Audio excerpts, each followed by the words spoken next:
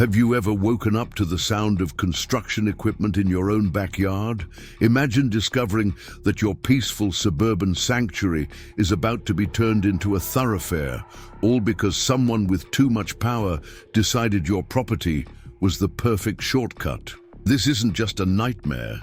This is my story of how I fought back against corruption, stood up to an HOA president who thought she owned the neighborhood, and discovered that sometimes the biggest battles happen right in your own backyard. Before I get into this wild ride, make sure to hit that subscribe button and notification bell, because this story of neighborhood politics, backroom deals, and sweet justice is going to be released in multiple parts. And trust me, you won't want to miss how this ends. I never thought I'd be the guy making videos about property disputes and HOA drama. My name is David Thompson, and until 6 months ago, I was just your average software developer who spent most of his time writing code and dreaming about having a place where my kids could grow up playing in a big backyard. For 10 years, my wife Jennifer and I had lived in a cramped townhouse, saving every penny we could. We had a dream. A house with enough space for our 2 young kids to run around, maybe plant a garden, and finally get that golden retriever our daughter had been begging for since she could talk. When we finally found our perfect home in Oak Ridge Estates, it felt like all those years of saving and planning had paid off. The house itself wasn't anything fancy. A 4-bedroom colonial with good bones and terrible wallpaper from the 1990s. But what sold us was the backyard. 2 acres of gently sloping land, bordered by mature oak trees and a small stream at the bottom of the property. The previous owners had maintained beautiful gardens, and there was even a treehouse that looked like it came straight out of a storybook. The moment we saw it, we knew this was where we wanted to raise our family. The price was at the very top of our budget, but with interest rates rising, we knew we had to act fast. We stretched ourselves thin, emptied our savings, and somehow managed to close the deal. Moving day was like Christmas morning, watching our kids run through empty rooms, planning where everything would go, and dreaming about all the memories we'd make here. Oak Ridge Estates seemed perfect on paper. The HOA fees were reasonable, the community had a pool and tennis courts, and the neighborhood Facebook group was full of posts about block parties and holiday celebrations. Sure, there were the usual complaints about people not mowing their lawns or painting their shutters the wrong color, but that seemed normal for any suburban community. What we didn't know, what we couldn't have known, was that our dream home sat on what Barbara Mitchell, the HOA president, considered the solution to Oak Ridge Estate's growing traffic problems. See, our development had been expanding rapidly. Over the past few years, the original 100 homes had grown to over 300, and the single access road was becoming a nightmare during rush hour. Barbara had been promising a solution for months, but nobody knew exactly what she had planned. I still remember the day we met Barbara. It was during our final walkthrough before closing, and she just happened to be passing by. She was perfectly polite, welcoming us to the neighborhood with that practiced smile that never quite reached her eyes. She mentioned how happy she was that someone was finally buying the property, how it had so much potential. Looking back, I should have noticed how her eyes kept drifting to our backyard, how she asked seemingly casual questions about our plans for the property. The first month was everything we'd hoped for. Jennifer started her garden. We adopted Max, the golden retriever our daughter had been praying for, and I set up a small workshop in the garage. Every morning, I'd have my coffee on the back deck, watching the kids play while birds sang in those beautiful old oak trees. We even hosted a small housewarming party, and several neighbors showed up with casseroles and welcome gifts. Then came the letter that would change everything. It was a Tuesday evening when I found the official-looking envelope in our mailbox. The HOA logo was stamped in the corner, and inside was a notice about an upcoming emergency meeting to discuss critical infrastructure improvements for Oak Ridge Estates. The meeting was mandatory for all homeowners, with a warning that decisions made would be binding regardless of attendance. I almost threw it away. After all, I had deadlines at work, the kids had soccer practice, and Jennifer was in the middle of a big project at her firm. But something about the wording caught my attention, specifically a reference to utilizing existing property easements for community development. That night, I decided to do some digging. I pulled up our property documents, searching for anything about easements. Buried in the paperwork was a small note about a utility easement along the back of the property, standard stuff for power, lines and water pipes. But there was something else, something that made my stomach drop, a forgotten transportation easement from the 1960s, back when this was all farmland. I didn't sleep much that night. The next morning I called Mike Anderson, our neighbor who'd lived here for 20 years. That's when I learned about Barbara Mitchell's rise to power in Oak Ridge Estates and why that transportation easement made my blood run cold. "David," Mike said, his voice heavy with concern. "Barbara's been trying to push through a connector road for years. The traffic's getting worse, and she's promised the newer sections of the development a second exit. But nobody knew where it would go. Until now. The pieces started falling into place. Barbara's odd interest in our property during the walkthrough, the casual questions about our plans for the backyard, the way she'd emphasized how happy she was that someone had finally bought the place. We weren't just homeowners, we were the last piece of her puzzle. I spent the rest of the day in a daze, looking out at our backyard, at the garden Jennifer had just planted, at the treehouse our kids had already claimed as their castle, at Max running through the sprinkler. The thought of all this being split in half by a road made me feel sick. The emergency HOA meeting was scheduled for 7 o'clock on a Thursday evening at the Oak Ridge Estates Community Center. I arrived early, expecting to find a handful of neighbors sipping coffee and complaining about unmowed lawns. Instead, I walked into a packed room. Every chair was filled and people were standing along the walls, their faces tense with anticipation. Clearly, I wasn't the only one who'd picked up on the ominous tone of that notice. Barbara Mitchell stood at the front of the room, perfectly poised in her designer suit, a stack of glossy presentation folders arranged neatly on the podium before her. Her husband Robert, a retired accountant who served as the HOA treasurer, sat nearby, nervously, adjusting his tie. The rest of the HOA board members were arranged behind them like a corporate panel, all trying to project an air of authority. I spotted Mike Anderson near the back and made my way over to him. He had already saved me a seat, bless him. "This is bigger than we thought," he whispered as I sat down. "Look who's here." He nodded toward a group of men in business suits I didn't recognize. City council members and developers. Barbara's pulled out all the stops. The meeting began precisely at 7. Barbara tapped the microphone, her diamond rings catching the fluorescent light. "Good evening, everyone," she began, her voice carrying that particular tone of forced pleasantness I'd come to recognize. "Thank you all for coming to this crucial meeting about the future of Oak Ridge Estates." What followed was a masterclass in manipulative presentation. Barbara started with traffic statistics, showing graphs of increasing congestion at our single entrance. She talked about emergency response times, property values, and the needs of our growing community. Everything she said made perfect sense until she got to the solution. After extensive research and consultation with urban planning experts, she announced, clicking to the next slide, "We've identified the optimal location for a new connector road." The projector hummed to life, displaying an aerial view of the neighborhood. There it was, a thick red line cutting straight through my backyard, connecting Oak Ridge Drive to the newly developed Riverside Boulevard. The room erupted in murmurs. I felt my hands grip the armrests of my chair as Barbara continued, her voice rising above the noise.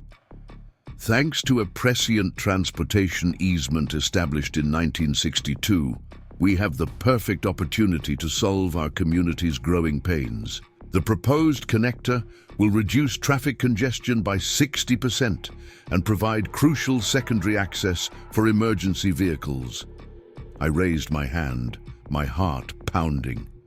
Barbara pretended not to see me, but Linda Wilson, our elderly neighbor from 3 doors down, spoke up anyway.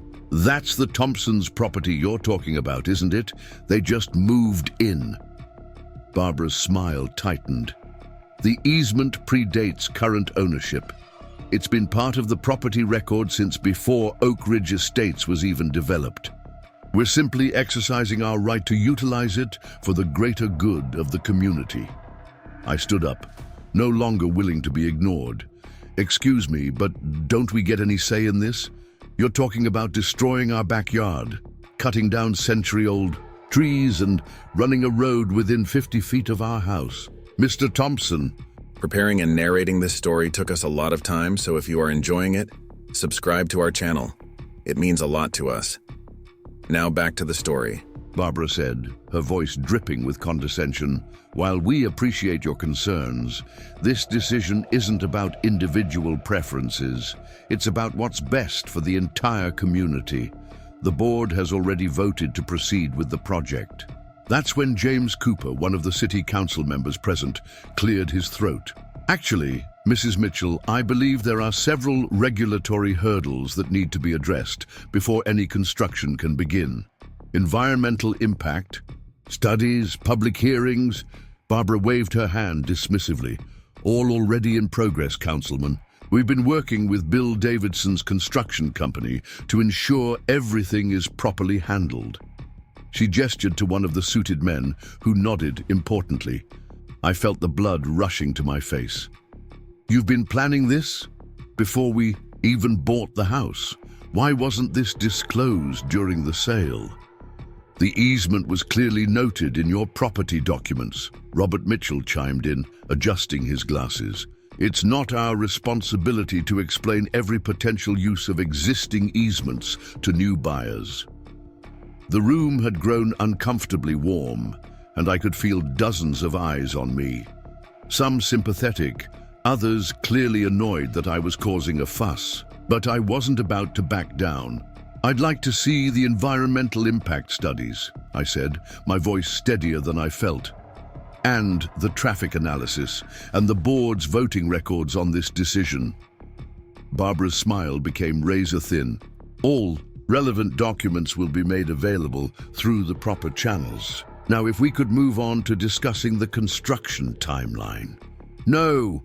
The voice came from the back of the room. Steve Martinez, the local contractor who'd helped us with some repairs when we first moved in, stood up. "Barbara, you can't just railroad this through. I've worked on projects like this before, and there are serious drainage issues to consider. That stream at the bottom of David's property feeds into the watershed. Have you even consulted with the Environmental Protection Agency?"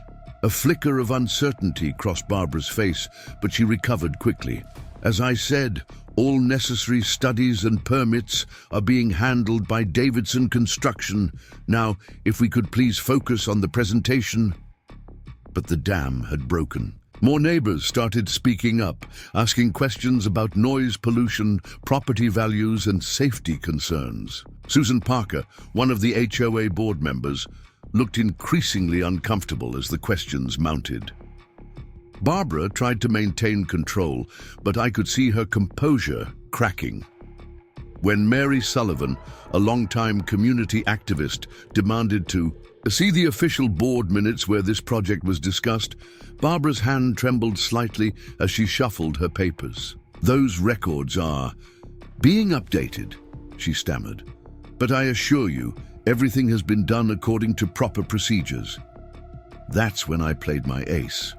Earlier that day, I'd made some calls of my own.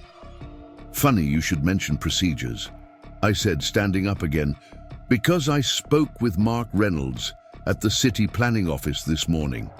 He had no record of any permit applications or environmental impact studies for this project. In fact, he seemed quite interested to hear about it. The color drained from Barbara's face.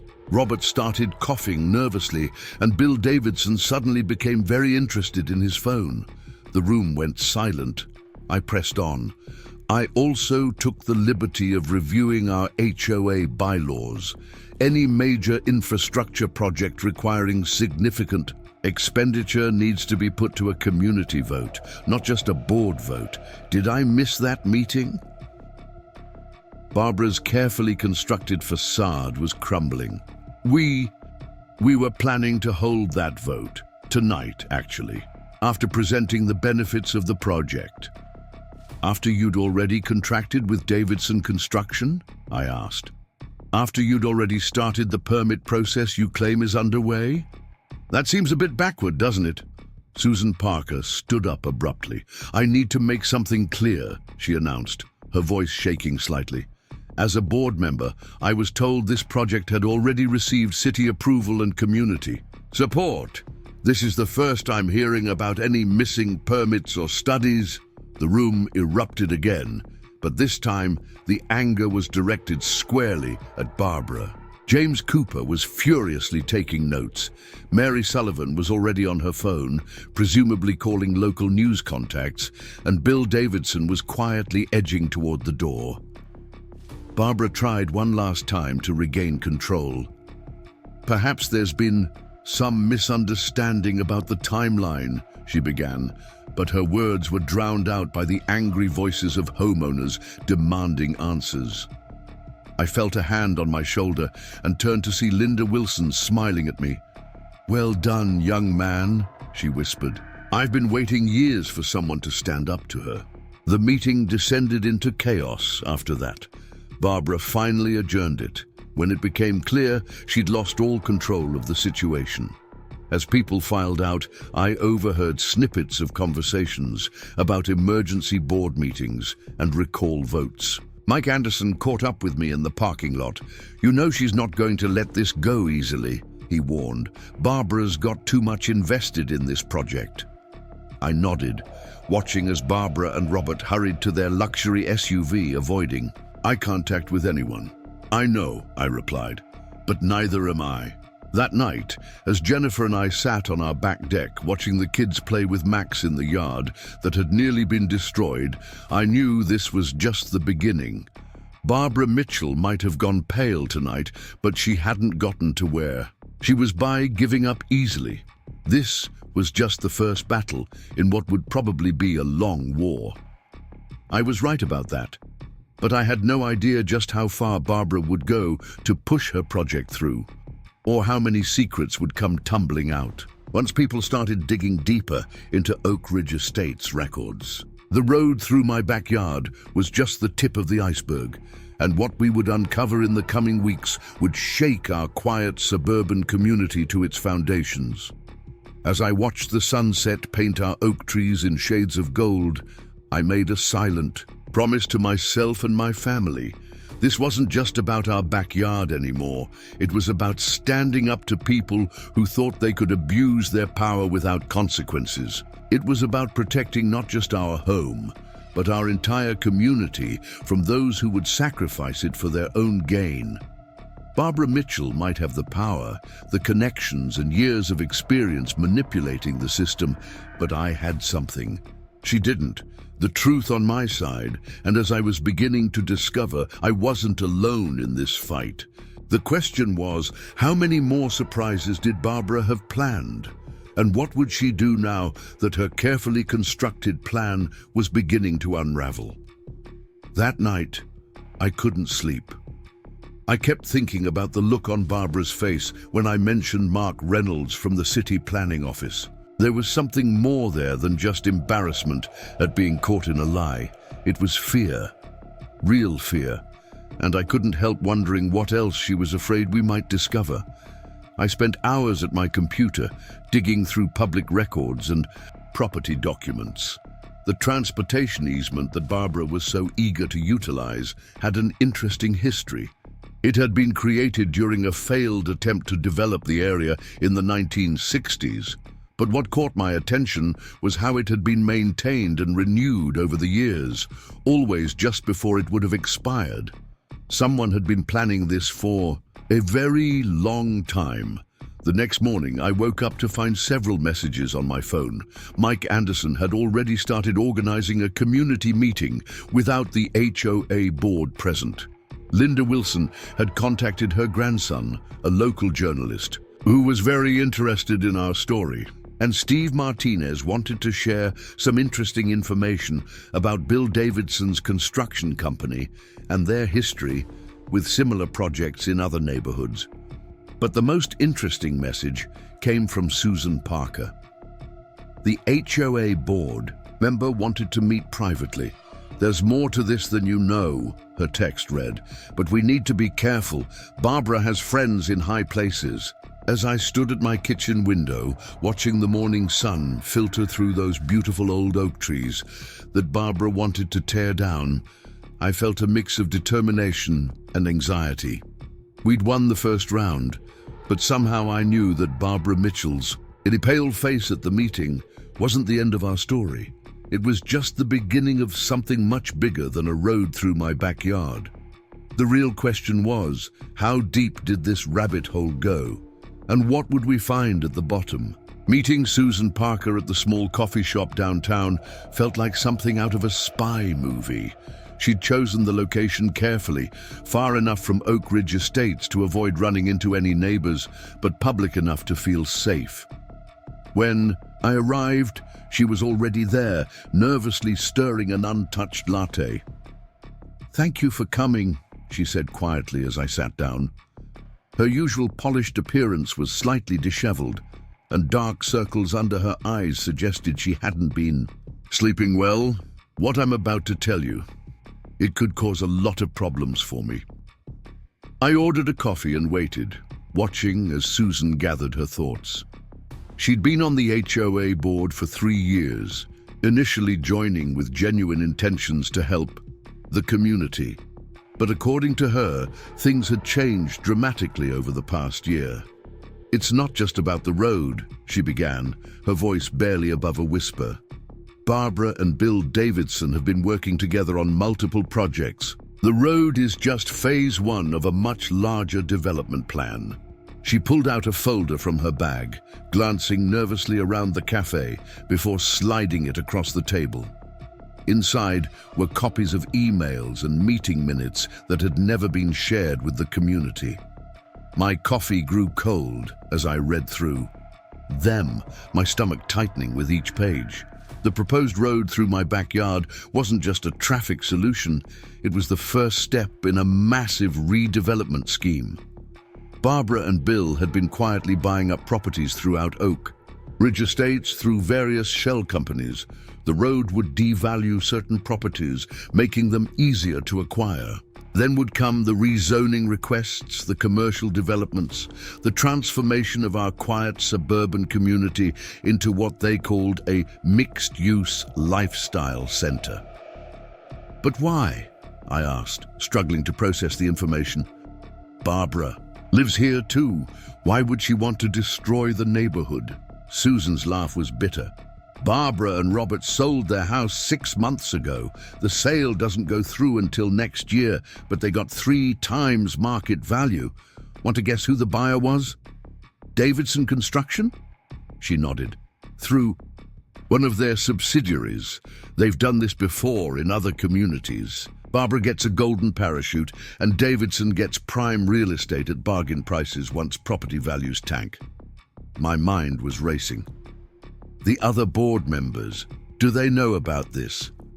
"Some do, some don't. Those who know are getting similar deals. Those who don't," she shrugged. "They're kept in the dark, fed the same lines about community improvement that Barbara gives everyone else." I thought about my family, about all our neighbors who'd invested their lives and savings in this community. "We have to stop this." "It's not that simple," Susan warned. "Davidson Construction has connections at City Hall, and Barbara, she knows things about people, things they'd rather keep quiet. That's how she maintains control." As if on cue, my phone buzzed with a text message. It was from Jennifer. "Barbara just left. You need to come home now." I thanked Susan for the information and rushed home, my mind spinning with possibilities. When I arrived, Jennifer was sitting at our kitchen table, her face pale. Max, usually bouncing around greeting me, was unusually subdued. "She brought this," Jennifer said, sliding a thick envelope across the table. Inside was a detailed report of every building code violation, no matter how minor, that could be found on our property. Most were ridiculous. The treehouse was 3 inches too tall. Our garden beds needed permits. Even Max's doghouse violated some obscure HOA regulation. "She said we have 30 days to fix everything," Jennifer continued. "The fines would be thousands of dollars. And she mentioned she'd heard about some concerns regarding your home office setup and potential zoning violations for running a business from home." I felt my blood boiling. This was classic intimidation. But Barbara had made a crucial mistake. By coming to our house, by threatening my family directly, she'd crossed a line. More importantly, she'd revealed just how desperate she was getting. That evening, we hosted an impromptu gathering of neighbors in our threatened backyard. Mike Anderson brought his famous chili. Linda Wilson arrived with a stack of historical documents about the neighborhood she'd been collecting for years. Steve Martinez came straight from work, still in his construction gear, armed with knowledge about building codes and regulations. As the sun set and our kids played on the grass that Barbara wanted to pave over, we began to form a plan. We weren't just fighting a road anymore. We were fighting for the soul of our community. Linda's documents revealed that the original transportation easement had some interesting conditions attached to it. Steve pointed out multiple violations in Davidson's preliminary plans. Mike, who worked in marketing, started drafting a community awareness campaign. But it was Carol White, a quiet neighbor I barely knew, who provided the most interesting piece of information. "My sister works at the county records office," she said. "She's been helping me look into some things. Did you know that before Barbara became HOA president, she worked for a subsidiary of Davidson Construction?" Duh. The pieces were starting to come together, but we knew we needed more. Barbara had spent years building her power base, cultivating relationships, and burying evidence. We would need to be smart, strategic, and most importantly, united. As our neighbors left that evening, each committed to doing their part, I noticed something had changed. The fear and uncertainty that had permeated our community was being replaced by something else: determination and hope. The next morning, I woke up to find an email from Mark Reynolds at the city planning office. He wanted to meet, not at his office, but at a local diner during his lunch break. His message was cryptic: "Bring what Susan gave you, there's more you need to see." When I arrived at the diner, Mark was already there, accompanied by James Cooper from the city council. The look on their faces told me this meeting wasn't going to be about building permits and zoning regulations. "We've been investigating Davidson Construction for months," James explained, keeping his voice low. "They've done this in 3 other communities in the past decade. Always the same pattern. Find a cooperative HOA president, push through infrastructure changes that devalue properties, then swoop in for the kill." Mark nodded grimly. "But they've never been this blatant before. Usually they at least try to maintain a facade of legality. This time..." He pulled out his own folder of documents. "This time they got sloppy, or maybe they just got too confident. The documents showed a pattern of suspicious land deals, all connecting back to shell companies linked to Davidson Construction. But more importantly, they showed a series of unusual payments from those same companies to accounts controlled by Barbara and Robert Mitchell. The problem is," James continued, "we can't prove they knew about the connection to Davidson. They could claim they were just investing in real estate, We need something concrete, something that shows they knew about the development plans before they were made public. I thought about Susan's documents, about the timeline they revealed. What if we could prove that Barbara was working with Davidson before she became HOA president? That she deliberately positioned herself to help push through their development plans? Both men leaned forward, suddenly very interested. I pulled out my phone and called Carol White. Carol, how quickly can your sister access employment records from 10 years ago? The next few days were a blur of activity. While Barbara thought we were scrambling to address her bogus code violations, we were actually building a case. Linda, Wilson's grandson, the journalist, began quietly interviewing former residents who'd sold their homes to Davidson shell companies. Steve Martinez documented every single deviation from building codes in Davidson's preliminary plans. Mike Anderson started a social media campaign that caught the attention of local news stations. But Barbara wasn't idle either. Strange cars began appearing on our street, taking photos of our house. Anonymous complaints about our property started flooding the HOA office. Our neighbors reported receiving calls asking about our character and fitness for the community. Then came the letter from Patricia Collins, Barbara's lawyer. It was full of legal jargon, but the message was clear: back off or face consequences.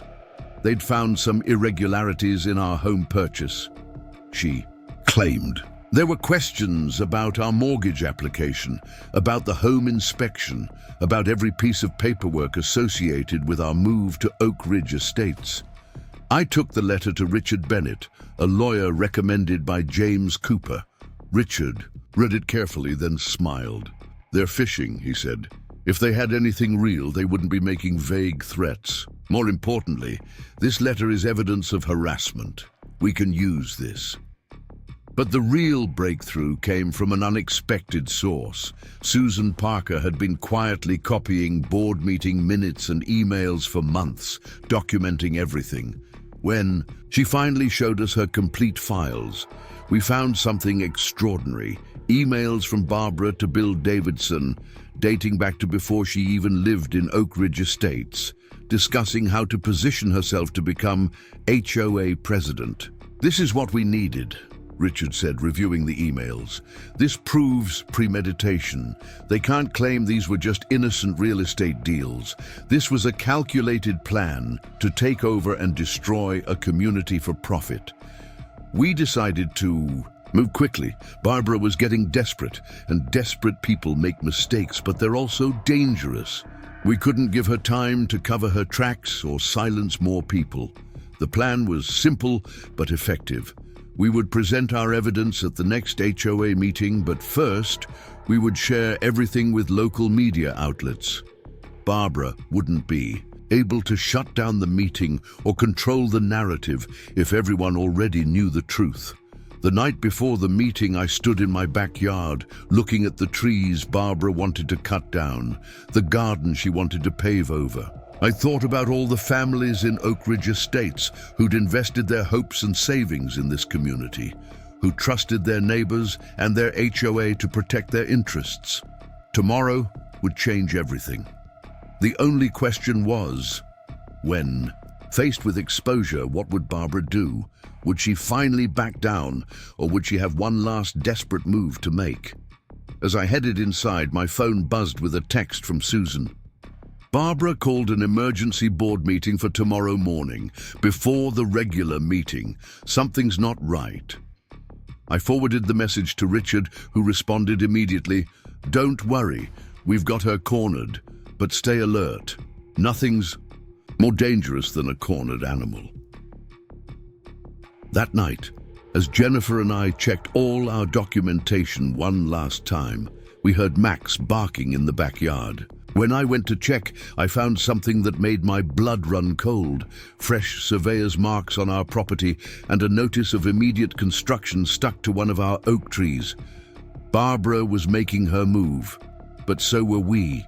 The morning of the emergency board meeting dawned with an unusual sight. Construction equipment lined up along Oak Ridge Drive. Barbara Mitchell had apparently decided to force the issue, betting that once construction began, it would be harder to stop than to let continue. Bill Davidson himself was there, speaking with a group of workers while purposefully avoiding eye contact with any residents. But Barbara hadn't counted on Linda Wilson's insomnia. Our elderly neighbor had spotted the equipment being moved into position at 4 a.m. and had immediately activated our neighborhood phone tree. By 6 a.m., dozens of residents were out on their lawns, many still in bathrobes and slippers, forming a human barrier between the construction crews and my property. Mike Anderson had brought coffee and donuts, turning the impromptu protest into something of a block party. Steve Martinez was methodically photographing every piece of equipment and checking their permits, or lack thereof. Even James Cooper from the city council had shown up, along with 2 police officers who seemed more interested in maintaining peace than clearing a path for the construction crews. I stood on my back deck, watching the scene unfold, while on the phone with Richard Bennett. "They can't legally start construction without proper permits," he assured me, "which they don't have." Cooper confirmed that this morning. They're bluffing, trying to create a sense of inevitability. Barbara and Robert arrived at 7:30 a.m., just as the local news vans were pulling up. Linda's grandson had made good on his promise to alert the media. Barbara's face turned an interesting shade of purple when she saw the cameras, but she quickly composed herself and marched toward the community center for her emergency board meeting. Susan Parker met me at the entrance. "She's trying to push through an emergency measure to begin construction immediately," she whispered. "Claims it's a safety issue that can't wait for permits. She's got some report about traffic accidents and emergency response times." Inside, the remaining board members were already seated. Barbara stood at the podium, shuffling papers with trembling hands. When she saw me enter, her eyes narrowed. "This is a closed board meeting, Mr. Thompson. You'll need to leave." "Actually," Richard Bennett said, walking in behind me, "according to HOA bylaws, any homeowner can attend board meetings as an observer. Article 7, Section 3, Paragraph 2. He smiled pleasantly. "I'm Mr. Thompson's attorney, by the way. I'll be staying as well."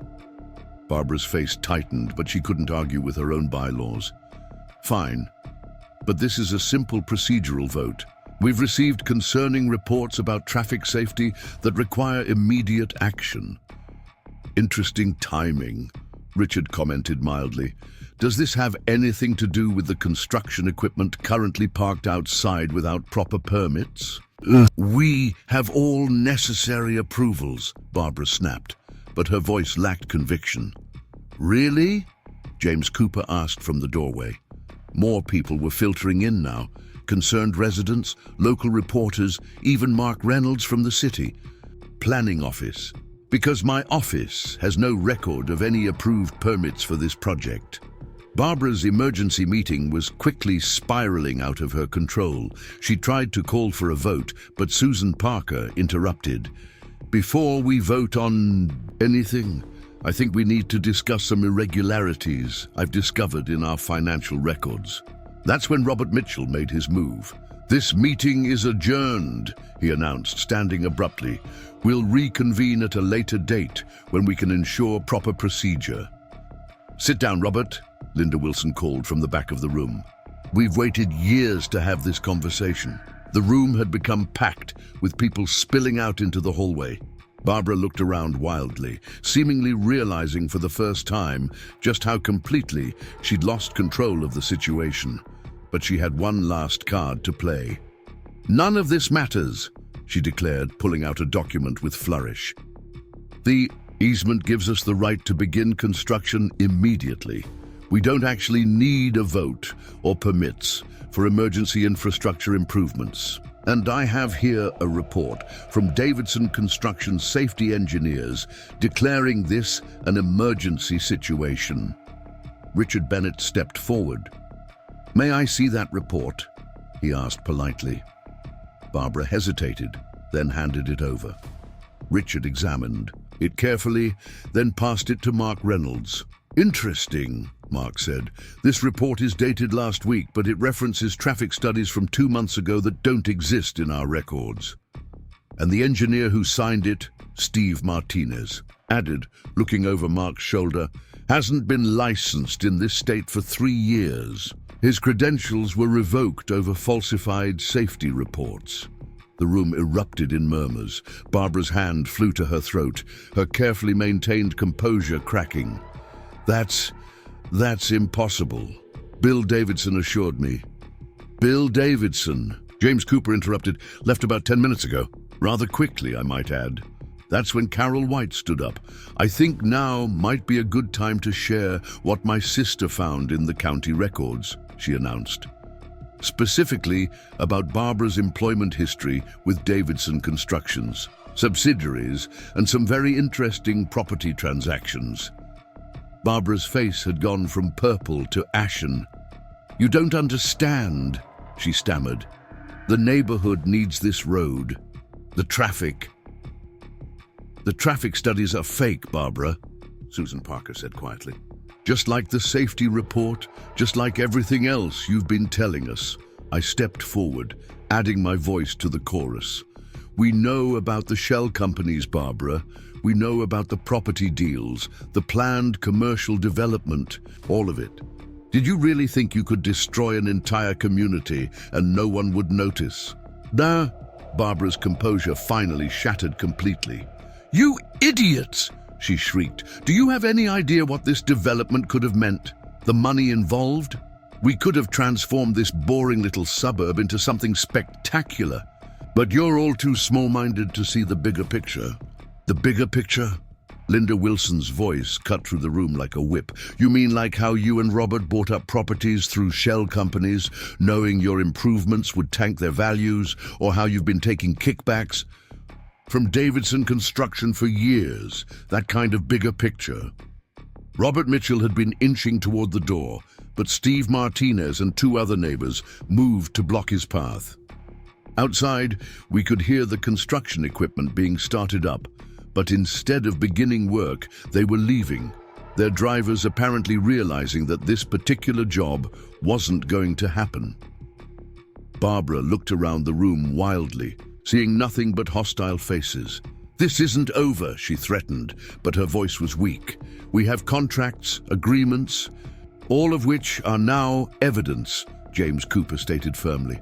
"The district attorney's office is very interested in this case, Barbara.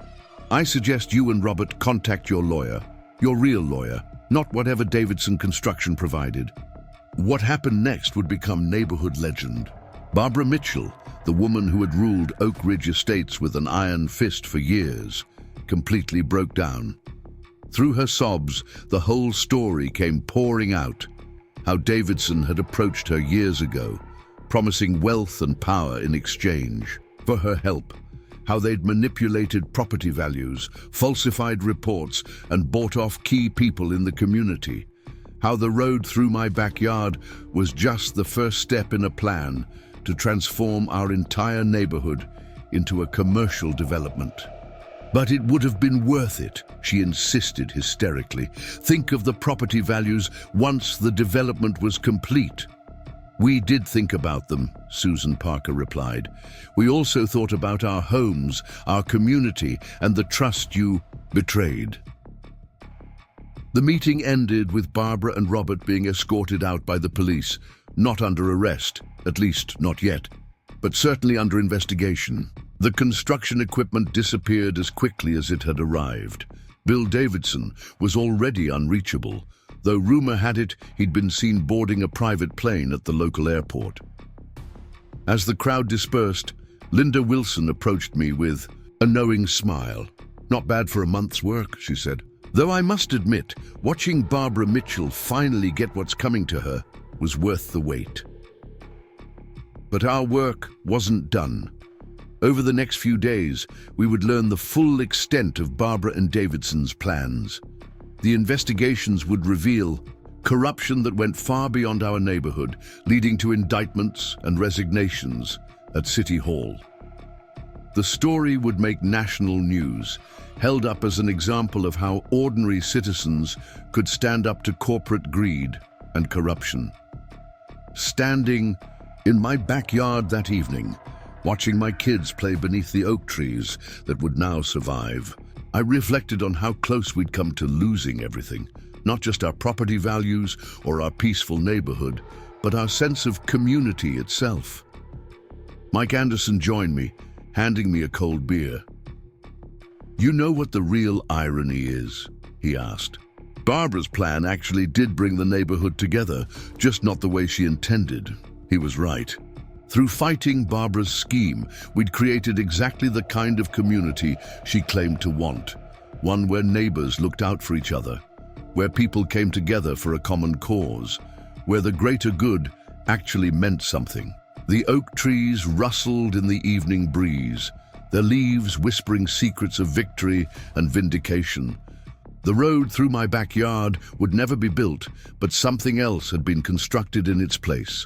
A stronger community, forged in the fire of adversity and triumph. The aftermath of Barbara Mitchell's downfall sent shockwaves through Oak Ridge Estates that nobody could have predicted. While we'd won the battle to save our properties, the revelations about her schemes had opened a Pandora's box of corruption that reached far beyond our neighborhood's borders. Mark Reynolds from the city planning office arrived at my door early one morning, his face grave. "We've been going through Davidson Construction's records," he said, settling into my kitchen with a cup of coffee. "It's worse than we thought. The road through your backyard, that was just a small part of their plan." He spread out a series of maps and documents across my kitchen table. They showed not just Oak Ridge Estates, but the entire surrounding area. Davidson's ultimate goal had been to create a massive commercial district, transforming multiple residential neighborhoods into a sprawling complex of shopping centers, office parks, and high-density housing. "They've been buying up properties through shell companies for years," Mark explained, tracing lines on the map. "Barbara was just one piece of the puzzle. They had people planted in HOA boards across 3 counties. The scale of the corruption was staggering. Barbara and Robert Mitchell had been arrested the previous day, along with 2 city officials and several other HOA board members from neighboring communities. Bill Davidson himself was still missing, though federal authorities were now involved in tracking him down. As Mark talked, I noticed Susan Parker's car pulling into my driveway. She'd resigned from the HOA board after everything came to light, but she'd been instrumental in helping investigators unravel the full scope of the conspiracy. "You need to see this," she said without preamble. Joining us at the table, she pulled out her laptop and opened a series of emails. These were buried deep in the HOA's archive servers. Barbara had them hidden behind multiple password-protected folders. The emails revealed conversations dating back 5 years, outlining a meticulous plan to systematically dismantle our community.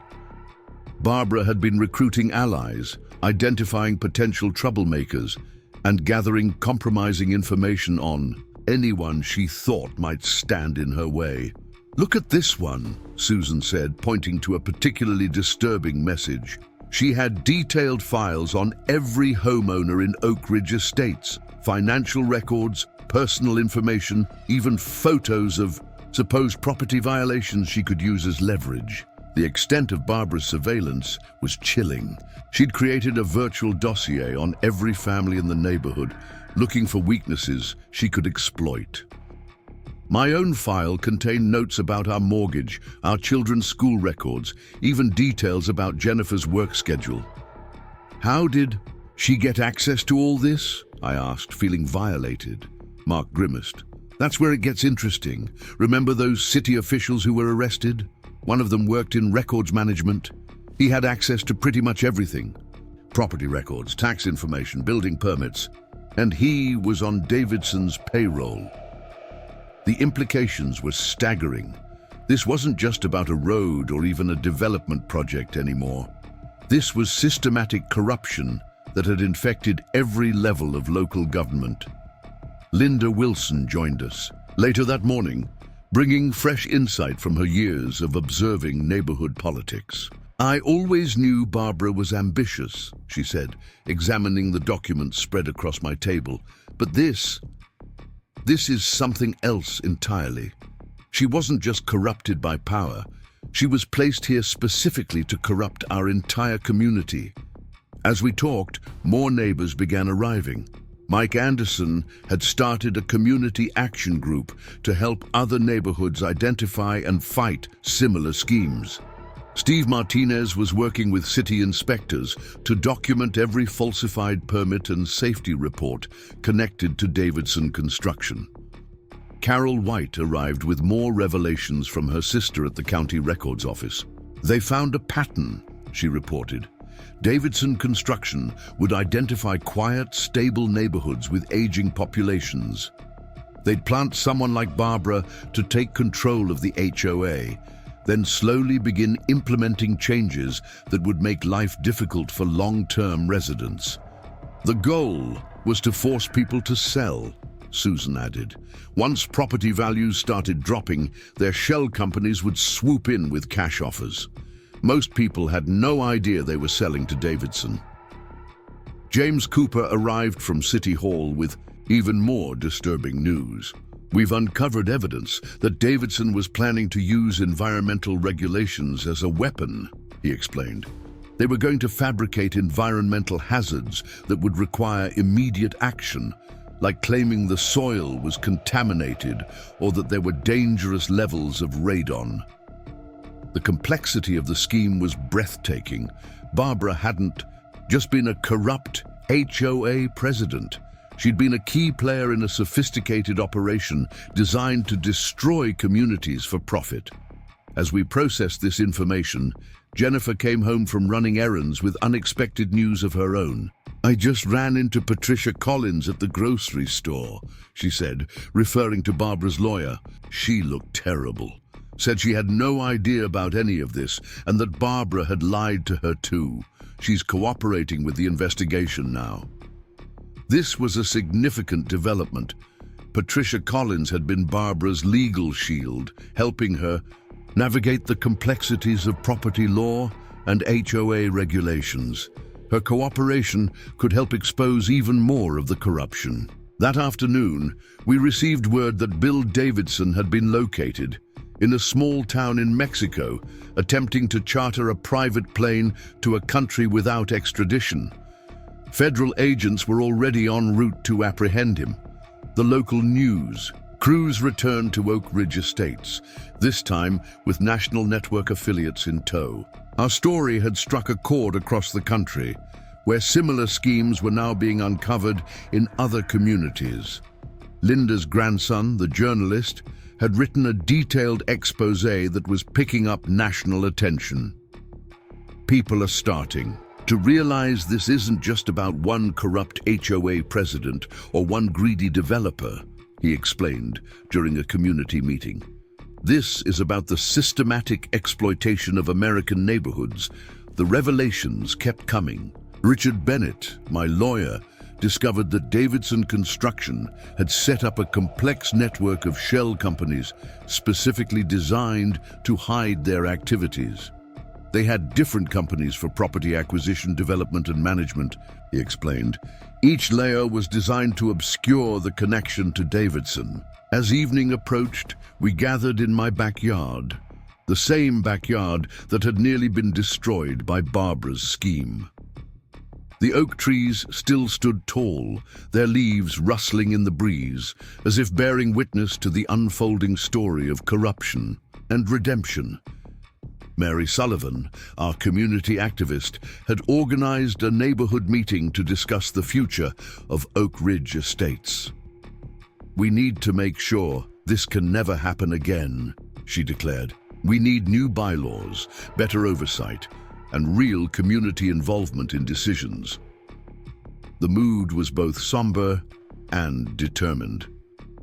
We'd uncovered a conspiracy that went far beyond anything we'd imagined, but in doing so, we'd also discovered the true strength of our community, As the sun set, casting long shadows across my threatened but saved backyard, I couldn't help but reflect on how this had all started. A simple fight against a road had uncovered a web of corruption that stretched across counties and reached into the highest levels of local government. The oak trees still stood, testament to our victory, but they now seemed to stand for something more. The power of community, the importance of vigilance, and the strength that comes from standing together against corruption. Tomorrow would bring more revelations, more challenges, and more work to rebuild what Barbara and Davidson had tried to destroy. But tonight, watching my children play in the yard that had nearly become a road, I knew that our community had not just survived. It had grown stronger. The fight wasn't over, but we were no longer fighting alone. Across the country, other communities were beginning to look more closely at their own HOAs, their own development projects, their own Barbara Mitchells. Our story had become a catalyst for change, and that might be the most important victory of all. The morning rain tapped against my office window as I reviewed another stack of documents that had landed on my desk. Ever since Bill Davidson's arrest in Mexico, a flood of information had been pouring in from communities across the state. Each new revelation painted a darker picture of how deep the corruption really went. Rachel Martinez, a resident from the neighboring Willow Creek subdivision, sat across from me, her hands trembling as she held her coffee mug. We never understood why our HOA suddenly started implementing all these bizarre restrictions. She explained. Now it all makes sense. They were using the same playbook as Barbara Mitchell. I spread out the documents Rachel had brought, a series of seemingly innocent HOA rule changes that, when viewed together, formed a clear pattern of community disruption. Increased fees for trivial violations, arbitrary restrictions on home improvements, sudden changes to landscaping requirements, all designed to force long-time residents into selling their homes. A knock at my door interrupted our discussion. Tom Fletcher, a federal investigator assigned to the Davidson case, entered with a grim expression. "We found something interesting in Davidson's offshore accounts," he said, setting down a thick folder. "The money trail doesn't end with Barbara Mitchell or the other HOA presidents. It goes much higher." The documents revealed a sophisticated network of political donations and consulting fees paid to key officials in the state's housing and urban development departments. Davidson Construction hadn't just been buying off local HOA boards. They'd been systematically corrupting the very agencies meant to regulate them. "This explains how they got away with it for so long," Rachel observed, examining the financial records. They had protection at every level. Our conversation was interrupted by an urgent call from Mark Reynolds. "Turn on the news," he said without preamble. "Channel 7, right now." The television flickered to life, showing aerial footage of police raids happening simultaneously across 3 counties. The headline scrolled across the bottom of the screen. "Major development company, executives arrested in massive property fraud investigation." Gregory Phillips, Davidson's chief financial officer, was being led out of his mansion in handcuffs. The camera caught his face, a mix of rage and fear that reminded me eerily of Barbara Mitchell's final moments at Oak Ridge Estates. "Phillips was the architect of the whole scheme," Tom explained, watching the footage. "Davidson was just the front man. Phillips designed the financial structure, chose the target communities, even wrote the playbook that Barbara and the others followed." As we watched, more familiar faces appeared on screen. Robert Mitchell was cooperating with authorities, his testimony leading to a cascade of new arrests. Patricia Collins, Barbara's former lawyer, had turned over thousands of documents detailing the intricate web of shell companies and fake environmental reports. The scale of the corruption was staggering. Davidson Construction had been systematically targeting communities across the state for over a decade. Their method was always the same: identify stable, quiet neighborhoods with potential for commercial development, infiltrate the HOA boards, implement restrictive policies to drive down property values, then swoop in through shell companies to buy up the devalued properties. My phone buzzed with a text from Jennifer. "You need to see the neighborhood Facebook group. Things are getting intense." Residents from communities across the state were sharing their stories on social media. The patterns were identical: sudden increases in HOA fees, arbitrary rule changes, selective enforcement of regulations, and mysterious cash offers for properties from seemingly unrelated companies. Linda Wilson's grandson had been right. This wasn't just about one corrupt HOA president or one greedy developer. This was about the systematic exploitation of American neighborhoods, a carefully orchestrated scheme to strip communities of their homes and their dignity for profit. Rachel's voice broke through my thoughts. "We need to do more than just expose them," she said firmly. "We need to make sure this can never happen again." She was right. Exposing the corruption was only the first step. The real work would be rebuilding not just our physical communities, but the trust that had been shattered. A new email popped up on my screen from Susan Parker. She'd been working with a group of legal experts to draft legislation that would require greater transparency in HOA operations and property development deals. The proposed bill would make it harder for companies like Davidson Construction to hide behind shell companies and fake environmental reports. Tom Fletcher nodded approvingly as he reviewed the draft. "This is good," he said, "but we need to think bigger. The problem isn't just corrupt HOAs or greedy developers. It's the whole system that allows them to operate." He pulled up a map on his tablet, showing property ownership patterns across the state. Red dots indicated properties owned by Davidson's shell companies. Blue dots showed properties owned by other developers using similar tactics. The pattern was clear. This wasn't just happening in our community. It was happening everywhere. "The real estate market is like a giant game of Monopoly," Tom explained. "But some players have been cheating, using inside information and corrupt officials to stack the deck in their favor." As if to emphasize his point, another news alert flashed across my phone. The State Attorney General was announcing a task force to investigate property fraud and HOA corruption. Our local story had sparked a statewide reckoning. Steve Martinez arrived later that afternoon with more disturbing news. His construction company had been reviewing building permits issued by Davidson Construction and their subsidiaries. "They didn't just fake environmental reports," he reported grimly. "They cut corners on actual construction. Some of these buildings aren't safe." The implications were horrifying. Not only had Davidson and his associates stolen people's homes and destroyed communities, but they'd put lives at risk with substandard construction. Mary Sullivan organized an emergency community meeting at the Oak Ridge Estates Community Center. The room was packed, not just with our neighbors, but with residents from other affected communities. People were angry, scared, and determined to fight back. "We need to understand how this happened," Mary began. "Not just the mechanics of the fraud, but how we let our communities become vulnerable to this kind of exploitation." The discussion that followed was intense and revealing. People shared stories of how their neighborhoods had changed, how the sense of community had eroded, how they'd felt powerless against seemingly arbitrary rules and mounting fines. James Cooper, who'd been taking notes throughout the meeting, stood up to speak. "What we're seeing here is more than just criminal behavior," he observed.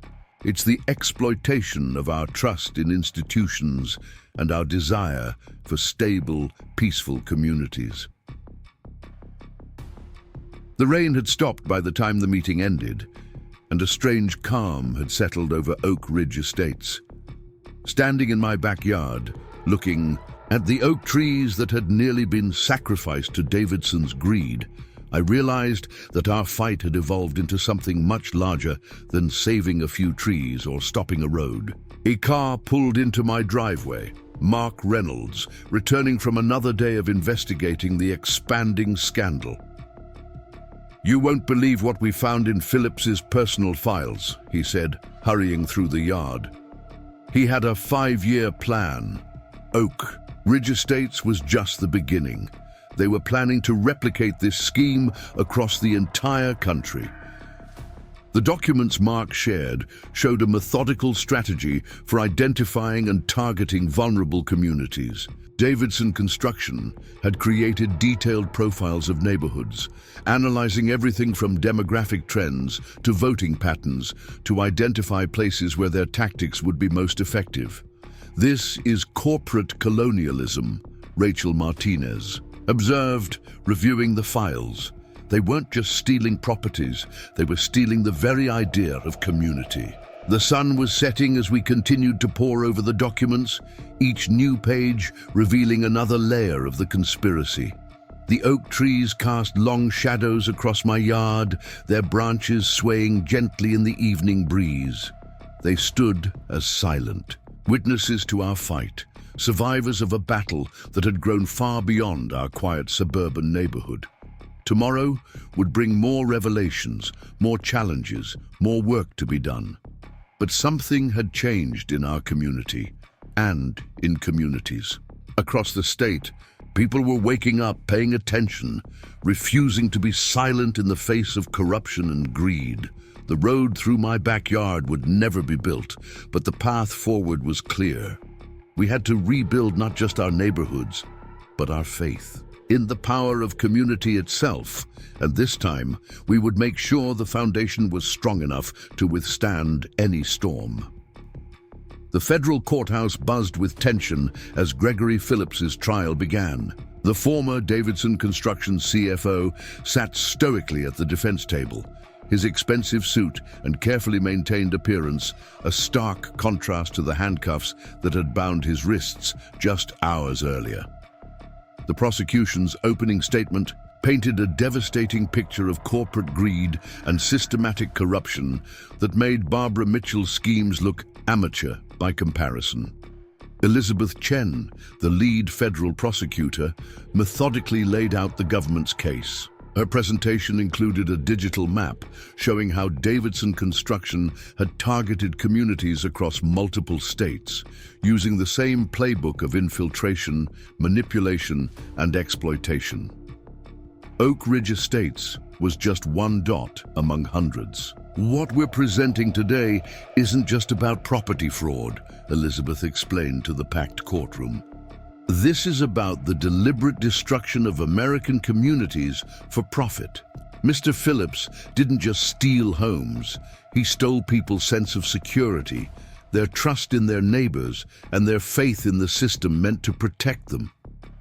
I sat in the gallery between Tom Fletcher and Mark Reynolds, watching as Phillips occasionally glanced back at the growing crowd of spectators.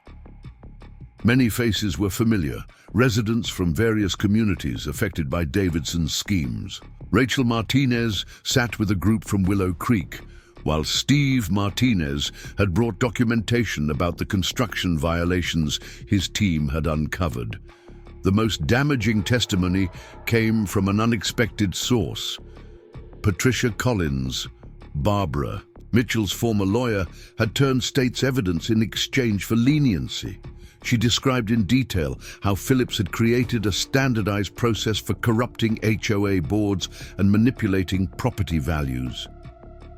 They called it community restructuring.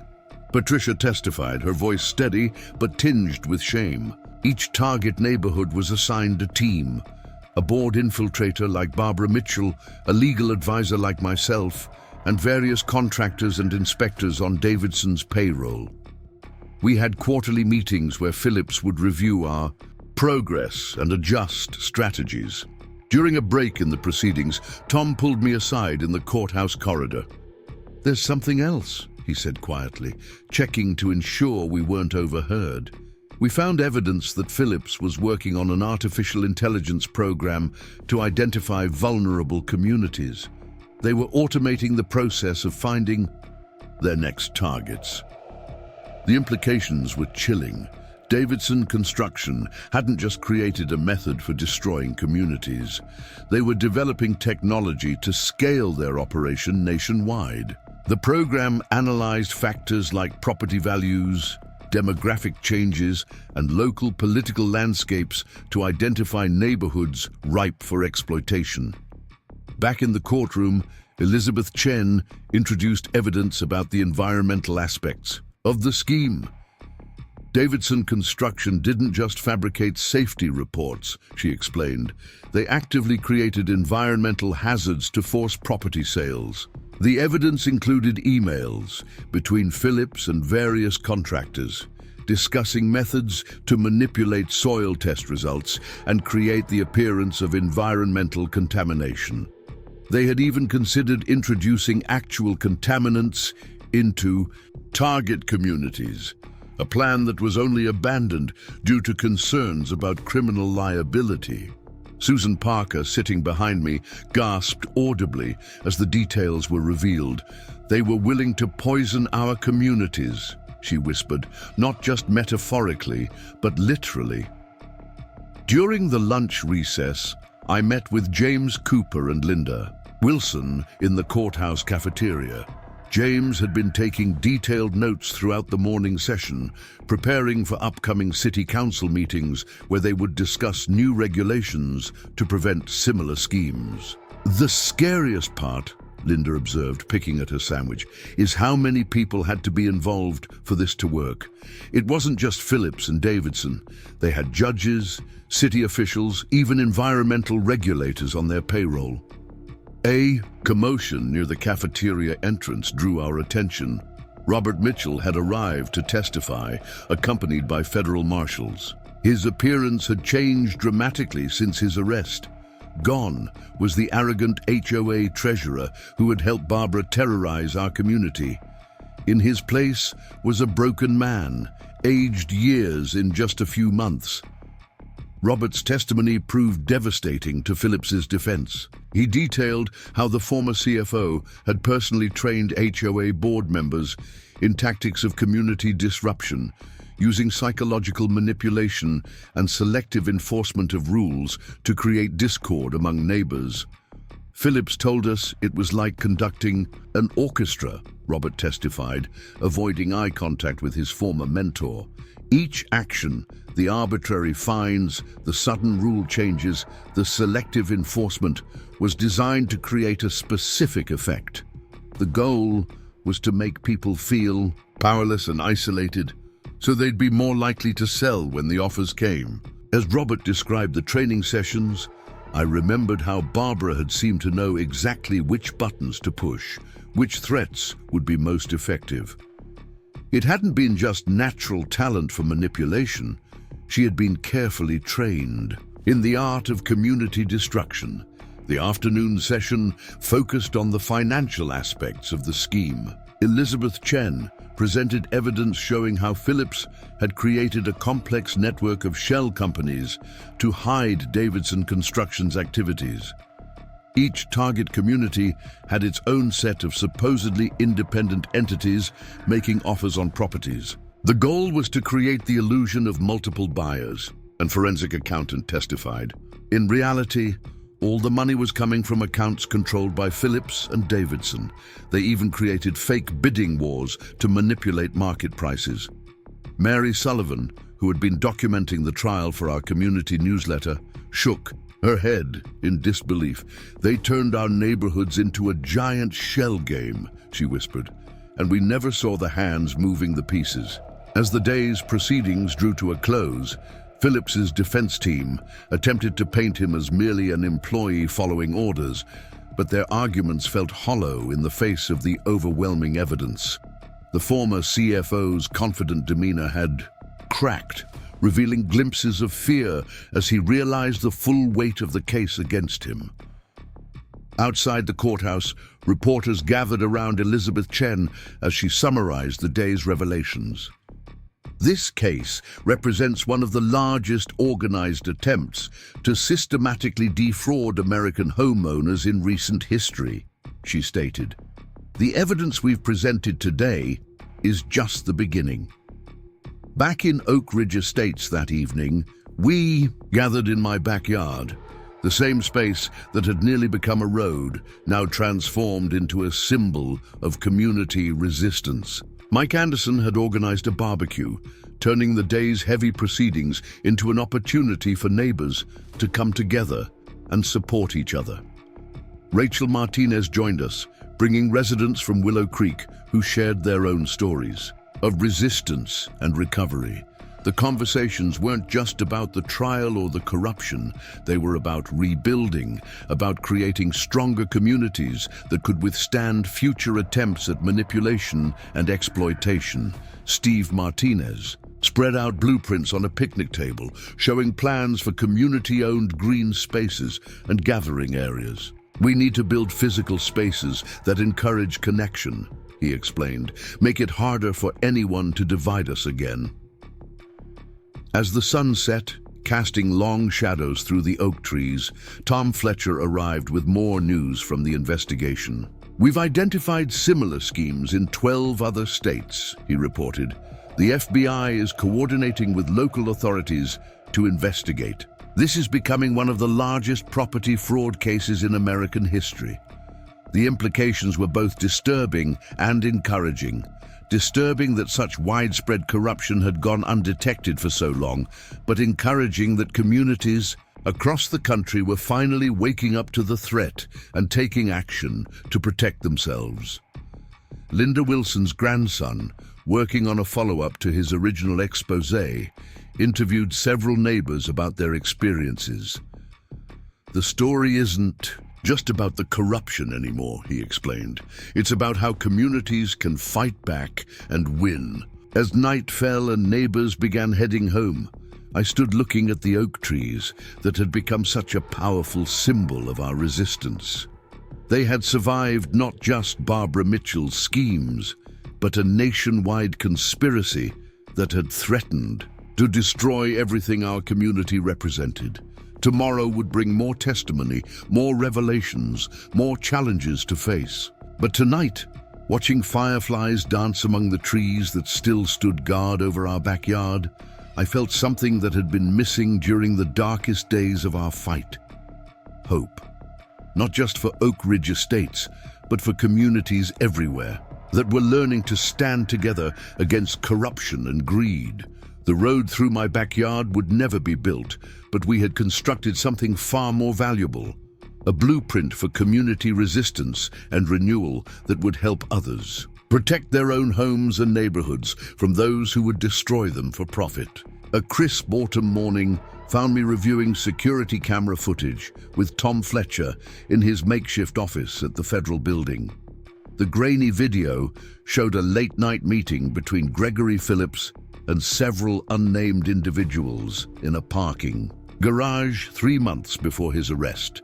The body language and furtive glances spoke volumes about the nature of their conversation. "Watch this," Tom said, freezing the frame. "See that envelope being passed? We've traced it to an offshore account, linked to a senior zoning official, the same official who approved dozens of questionable permits for Davidson construction projects." The investigation had expanded far beyond our initial expectations. What started as a fight against a corrupt HOA president had uncovered a nationwide network of bribery, fraud, and environmental crimes. Every new piece of evidence revealed another layer of corruption. Sarah Reeves, a forensic accountant working with the task force, entered with a stack of financial records. "You need to see these," she said, spreading documents across Tom's desk. Phillips wasn't just bribing officials, he was blackmailing them too. The records revealed a sophisticated surveillance operation. Davidson Construction had hired private investigators to dig up dirt on key officials in target communities. Those who couldn't be bought were pressured into compliance through threats of exposure. A knock at the door interrupted our discussion. Elizabeth Chen, the federal prosecutor, entered with a grim expression. "We have a problem," she announced. Someone's been tampering with witnesses. 3 former Davidson employees scheduled to testify next week have suddenly developed memory problems. The implications were clear. Despite being behind bars, Phillips still had reach. His network of corrupt officials and compromised contractors remained active, working to obstruct justice and protect their interests. Rachel Martinez arrived later that morning with disturbing news from Willow Creek. "Someone broke into our community center last night," she reported. "They didn't take anything valuable, but all our records about Davidson Construction's activities were destroyed." The pattern of intimidation was escalating. In communities across the state, people who had spoken out against Davidson Construction were reporting strange occurrences. Mysterious phone calls, unmarked cars parked outside their homes, suspicious accidents that seemed designed to send a message. James Cooper called an emergency meeting at City Hall to address the growing concerns. The council chambers were packed with residents from affected communities, many sporting "community over corruption" buttons that had become symbols of resistance. "We can't let fear silence us," James declared from the podium. "That's exactly what they want. We need to stand together, support each other, and keep fighting for justice." Mary Sullivan had organized a neighborhood watch program that was being replicated in other communities. "They tried to divide us before," she reminded the crowd. "We won't let them do it again." Meanwhile, Susan Parker had been working with cybersecurity experts to protect community records and communications. The evidence of Davidson's crimes needed to be preserved, not just for the current trials, but for future generations to understand how their communities had been targeted. As the meeting progressed, Linda Wilson's grandson received a tip from one of his journalistic sources. A former Davidson Construction employee wanted to come forward with information about the company's long-term plans. The source claimed to have documents showing that the company had already identified target communities for the next decade. Steve Martinez and his team had been analyzing construction records from Davidson projects across the state. They discovered a pattern of deliberate code violations designed to create safety hazards that could be used to force evacuations and property sales. "They weren't just cutting corners to save money," Steve explained, pointing to structural diagrams. "They were intentionally creating problems that would emerge years later, giving them leverage to declare buildings unsafe and force residents out." The revelation sparked a new wave of inspections in communities where Davidson Construction had completed projects. The results were alarming. Dozens of buildings with potentially dangerous defects, all carefully hidden from initial inspections. Mark Reynolds arrived with news from the city planning office. "We've uncovered evidence that Phillips had a master plan for the entire region," he reported. "They weren't just targeting individual neighborhoods. They were trying to reshape the whole urban landscape." The plans showed how Davidson Construction intended to create artificial barriers between communities, using road projects and commercial developments to isolate neighborhoods and control property values. "The road through my backyard would have been just one piece of a larger puzzle." As evening approached, Tom Fletcher received an urgent call from the FBI's cybercrime division. Someone had attempted to hack into the task force's secure servers, trying to access files related to the Phillips investigation.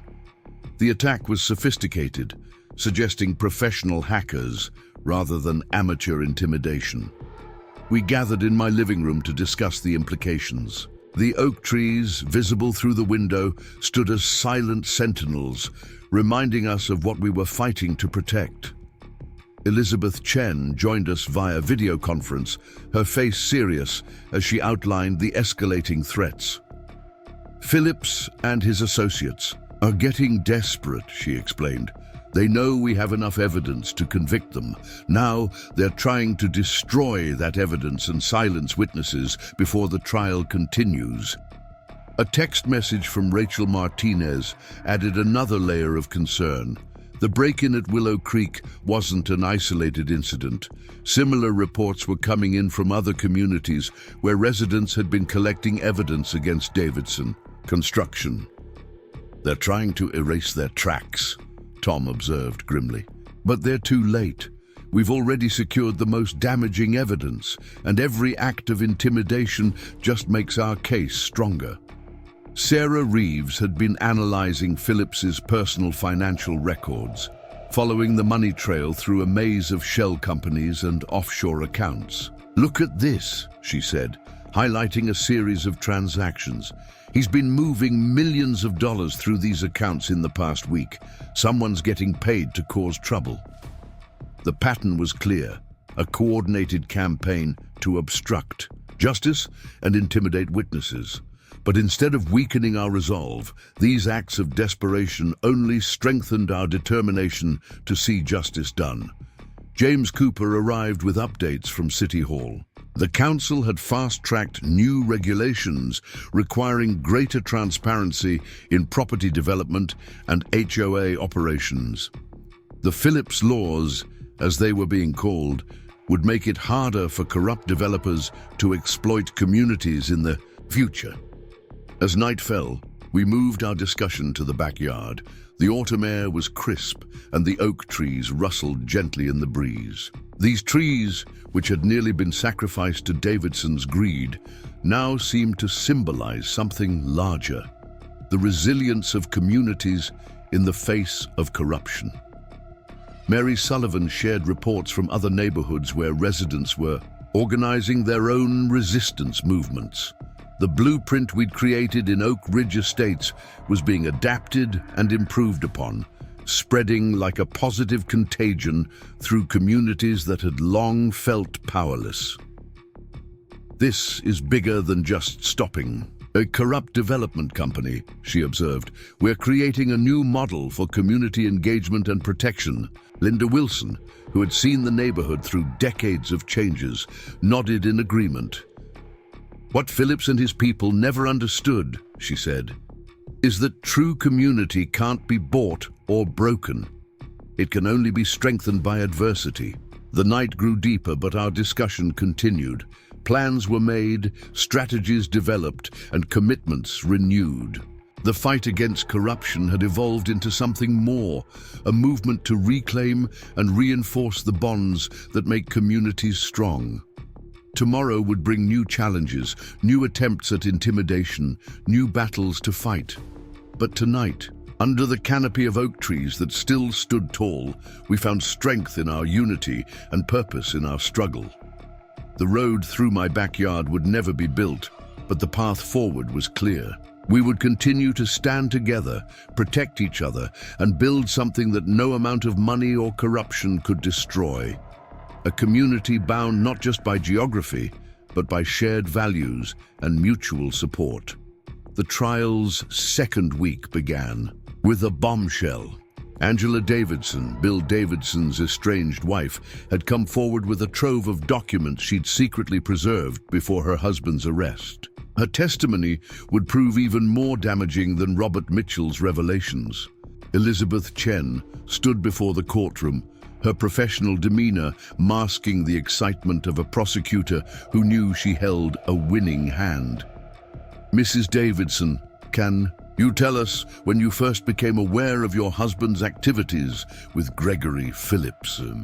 Angela Davidson sat straight in the witness chair, her voice steady despite the gravity of her testimony. "It was during a dinner party at our home in 2018. Greg had too much to drink and started bragging about what he called their community transformation protocol. He described it as printing money by manufacturing distress. The courtroom fell, silent as Angela detailed years of overheard conversations and discovered documents. She described late-night meetings where Phillips and her husband plotted the systematic destruction of neighborhoods, calculating the profit margins on human misery with the same casualness others might discuss the weather. They had it down into a science, she testified. They could predict exactly how long it would take to break a community's spirit, They even had a betting pool on which neighborhoods would crack first. During the lunch recess, Tom Fletcher shared newly decoded files from Philip's personal laptop. "Look at this," he said, pointing to a spreadsheet labeled Community Stress Metrics. They weren't just tracking property values. They were monitoring divorce rates, mental health incidents, even children's school performance in target neighborhoods. The data revealed a chilling pattern. As HOA harassment increased and property values declined, communities experienced spikes in domestic disputes, anxiety-related medical visits, and academic problems among school-aged children. Phillips had been measuring the human cost of their schemes with clinical precision. Sarah Reeves arrived with analysis of the financial documents Angela Davidson had provided. They weren't just creating shell companies for property purchases, she explained. They were setting up fake counseling services, debt management firms, even mental health clinics in target areas. These front organizations served a dual purpose, gathering intelligence on vulnerable residents while profiting from the very distress they created. It was a perfect circle of exploitation, turning community suffering into multiple revenue streams. Rachel Martinez recognized one of the counseling services mentioned in the documents. "They opened an office in Willow Creek last year," she said, "right after they started implementing their aggressive HOA policies. We thought it was a response to community needs. It was actually part of their plan." The afternoon session focused on the environmental aspects of Davidson's schemes. Angela Davidson described how her husband and Phillips had developed what they called strategic degradation protocols, methods to gradually deteriorate targeted neighborhoods while maintaining plausible deniability. They would start with small things, she testified, relaxing maintenance requirements in certain areas, ignoring drainage issues, delaying repairs. Then they'd use the resulting problems as evidence that the neighborhood was in decline and needed their intervention. James Cooper, listening from the gallery, began taking rapid notes. The testimony was revealing vulnerabilities in city regulations that had allowed Davidson and Phillips to operate unchecked for so long. Each revelation pointed to needed reforms in community oversight and environmental protection. During the afternoon break, Mark Reynolds shared disturbing news from the city planning office. "We found similar patterns in other cities," he reported. "Different companies, different names, but the same basic playbook. Phillips wasn't just running a corrupt development company. He was selling their methodology to others." The implications were staggering. Davidson Construction's Community Transformation Protocol had become a blueprint for unscrupulous developers across the country. The damage wasn't limited to our region. It was spreading like a virus through American neighborhoods. Steve Martinez had brought updated structural analyses of Davidson construction projects. The environmental degradation wasn't just cosmetic, he explained, spreading out engineering reports. They were deliberately creating long-term problems that would force future renovations and redevelopment. Linda Wilson's grandson, who had been documenting the trial, received an anonymous tip about Phillips' personal journal. The source claimed it contained detailed strategies for manipulating local media, including methods for planting stories that would negatively impact target communities. Mary Sullivan organized an impromptu community meeting to discuss the day's revelations. The Oak Ridge Estates Community Center was packed as residents processed the full scope of what had been planned for their neighborhood. They weren't just going to build a road, Susan Parker explained to the crowd. They were going to break us down piece by piece, profit from our suffering, then sweep in and save us with their redevelopment plans. As evening approached, Elizabeth Chen joined us for a strategy session. The evidence from Angela Davidson had opened new avenues for prosecution, but it had also revealed the true scale of corruption they were fighting. This isn't just about one company or one group of executives, she explained. We're looking at a fundamental threat to the concept of community itself. They've turned neighborhood destruction into a business model. Tom Fletcher arrived with updates from the FBI's investigation into Phillips's network of collaborators. We've identified similar operations in 27 states, he reported. Some are direct copycats, others are using variations of their methods, but they're all following the same basic strategy: destabilize, devalue, acquire, redevelop. The night grew late as we continued analyzing documents and connecting dots. Each new piece of evidence revealed another layer of calculated cruelty in Phillips's operation. They hadn't just been stealing homes. They had been methodically destroying the social fabric that makes neighborhoods worth living in. Angela Davidson's testimony had done more than strengthen the prosecution's case. It had exposed a cancer growing in communities across America, a calculated effort to turn neighborhood bonds into economic weapons. Tomorrow would bring more revelations, more evidence of corruption and manipulation, but it would also bring more determination to fight back, to protect not just our homes, but the very idea of community itself. The oak trees still stood in my backyard, their leaves whispering in the night breeze. They had become more than just trees.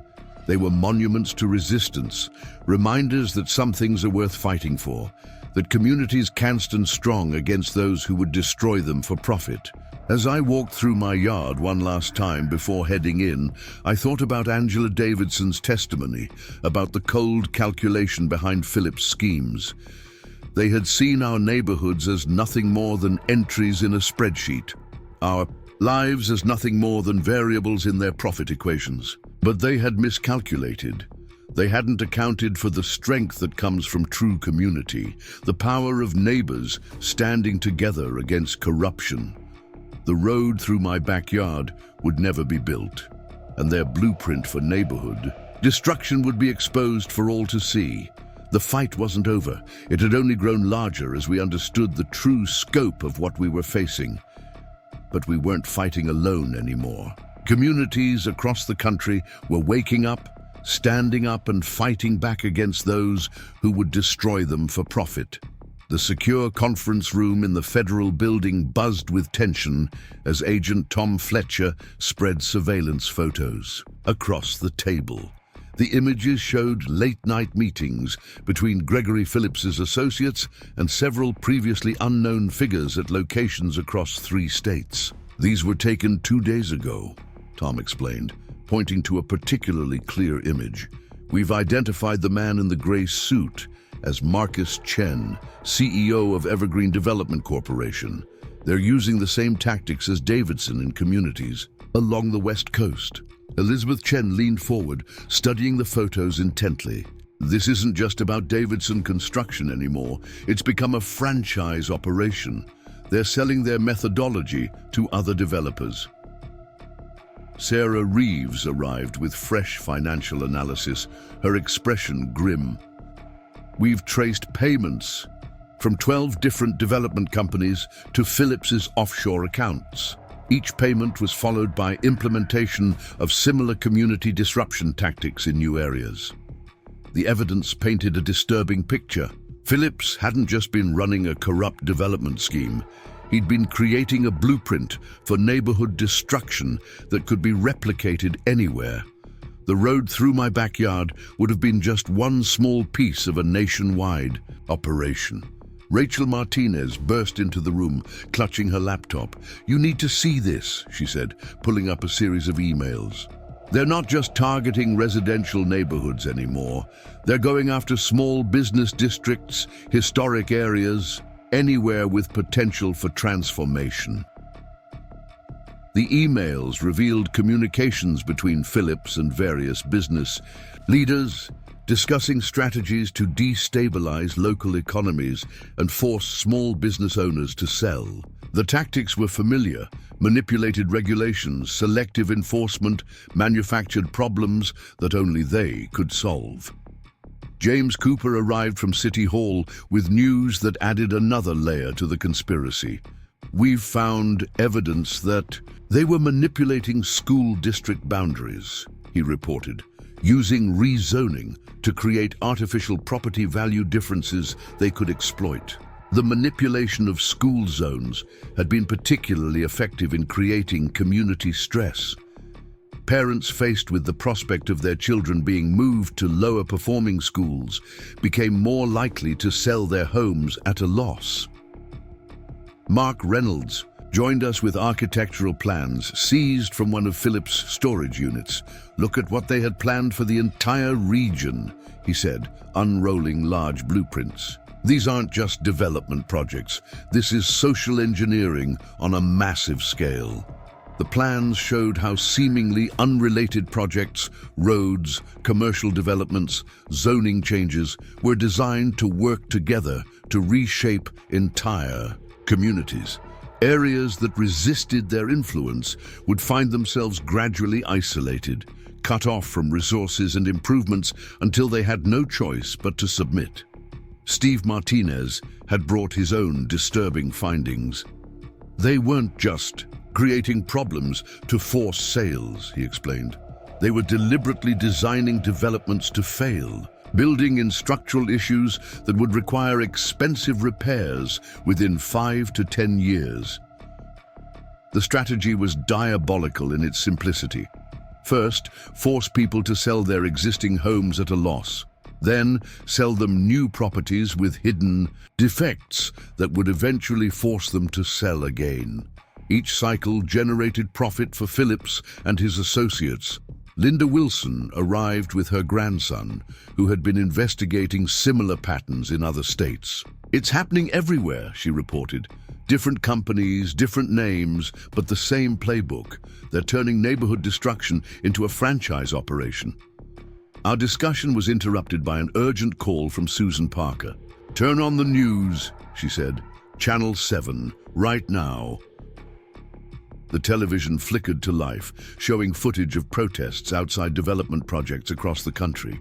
Communities that had been targeted by Phillips's associates were fighting back, using the lessons learned from Oak Ridge Estates to protect their neighborhoods.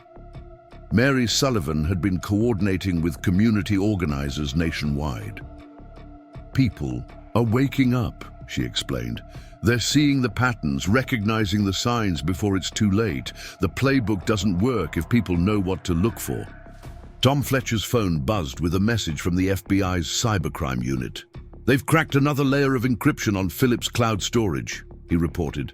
"Found training manuals, client lists, everything they need to prove this was an organized criminal enterprise." The documents revealed a sophisticated operation that went beyond simple property fraud. Phillips had created a complete system for community manipulation, including psychological profiles of different neighborhood types and strategies for exploiting their specific vulnerabilities. Elizabeth Chen studied the materials with growing concern. "This isn't just criminal, it's predatory. They weren't just stealing property. They were deliberately destroying the social bonds that make communities strong." Rachel Martinez recognized tactics that had been used in her own neighborhood. The sudden increase in HOA fees, the selective enforcement of rules, the mysterious property damage. It was all part of their stress protocol. James Cooper was already drafting legislation to prevent similar schemes in the future. "We need to make it harder for developers to hide behind shell companies," he explained. "Create more transparency in property transactions and development plans." As evening approached, Angela Davidson contacted us with more information. She had found additional documents hidden in a storage unit her husband had kept secret. "There's more," she said, her voice shaking. "They weren't just targeting communities. They were creating artificial crises to force entire towns to accept their development plans." The new evidence showed how Phillips and his associates had manipulated local governments using a combination of bribes, blackmail, and manufactured problems to push through their agenda. Traffic congestion, school overcrowding, infrastructure failures, all carefully orchestrated to create demand for their solutions. Tom Fletcher organized teams to begin investigating the new leads. "This goes deeper than we thought," he said. "We're not just looking at property fraud anymore. This is systematic corruption of local government on a massive scale." Sarah Reeves had been analyzing the financial implications. "They created a perfect cycle," she explained. "Force people out of their homes, profit from the distressed sales, sell them overpriced new properties, then start the cycle again when those properties develop unexpected problems." The sun was setting as we continued processing the day's revelations. Through my office window, I could see the oak trees that had become symbols of resistance, their leaves glowing gold in the evening light. What had started as a fight to save these trees had evolved into something much larger, a battle for the soul of American communities. Mark Reynolds arrived with one final piece of news. "We found Phillips's personal notebooks," he said. "He kept detailed records of everything, every bribe, every threat, every manufactured crisis. He was proud of what he'd created." The notebooks revealed the true scope of Phillip's ambition. He hadn't just wanted to profit from destroying communities. He wanted to fundamentally reshape American society, replacing organic neighborhoods with controlled, corporate-designed spaces that would generate perpetual profit for his organization. As night fell, we began organizing the evidence for the next phase of the trial. Each new revelation had strengthened our case, but more importantly, it had helped other communities recognize and resist similar schemes. The road through my backyard would never be built, but the path forward was clear. We had to continue exposing the truth, helping other communities protect themselves, and working to rebuild the trust and connections that make neighborhoods worth fighting for. Tomorrow would bring new challenges, new evidence, new battles to fight. But we were no longer fighting alone. Across the country, communities were standing up, coming together, and refusing to let their neighborhoods be destroyed for profit. The oak trees stood sentinel in the gathering darkness, their branches swaying gently in the evening breeze. They had become more than just trees. They were monuments to resistance, reminders that when communities stand together, they cannot be broken by greed or corruption. A cold winter morning brought unexpected visitors to Oak Ridge Estates. Representatives from the Department of Justice's newly formed Community Protection Task Force had arrived to study our neighborhood's successful resistance against corporate predation. Their presence signaled a shift in how the federal government viewed threats to residential communities. Special Agent Victoria Ramirez sat at my kitchen table, reviewing documentation of our fight against Davidson Construction. "Your neighborhood has become a case study," she explained, spreading out reports from similar cases across the country. "We're seeing this pattern everywhere, but Oak Ridge Estates was the first to successfully fight back." The task force had been created in response to mounting evidence that corporate developers were systematically targeting and destroying residential communities for profit. What had started with our exposure of Phillips and Davidson had evolved into a national investigation of predatory development practices. Michael Chang, the task force's lead analyst, arrived with disturbing news from their ongoing investigation. "We've identified 47 development companies using variations of Phillips' methods," he reported. "They're calling it aggressive community restructuring, but it's really just organized neighborhood destruction." The morning's discussion was interrupted by an urgent call from Elizabeth Chen. The prosecution had uncovered new evidence about Phillips' international connections. The community destruction playbook hadn't just spread across America, it had gone global. "We've found similar operations in Canada, the UK, and Australia," Elizabeth explained via speakerphone, "always following the same pattern. Identify stable communities, infiltrate local governance, create artificial problems, then swoop in with predetermined solutions." Agent Ramirez nodded grimly. It's become a global business model. These companies are trading strategies and data like corporate assets. They've turned community destruction into a science. Sarah Reeves arrived with financial records showing how Phillips had franchised his methodology. Each new operator paid for access to their database of successful tactics, she explained. They called it their Community Transformation Protocol, but it was really just a manual for systematic exploitation. The evidence revealed how Phillips had refined his techniques through years of trial and error. Early attempts at community manipulation had been crude and often unsuccessful, but over time, he had developed sophisticated methods for identifying and exploiting neighborhood vulnerabilities. Rachel Martinez recognized many of the tactics from her own community's experience.